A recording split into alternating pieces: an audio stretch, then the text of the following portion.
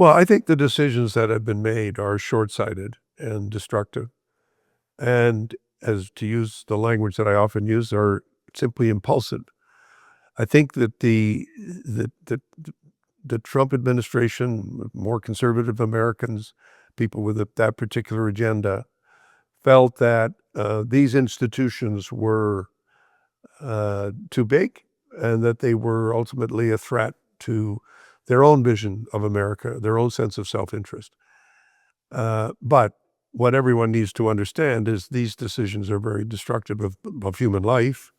You stop a vaccine program in the middle, you're not going to be able to get another one up and going, and people will die as a result of that. People will die as a result of not receiving the amount of food aid that they need in order to be able to live. There's a big part of the global population that is dependent right now on the transfers of food to them, and if that suddenly stops, then they don't get the food they need.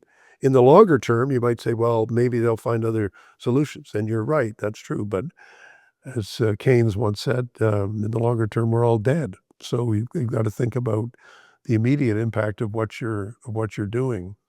Canada is not at all powerless, and the countries like Canada are not at all powerless.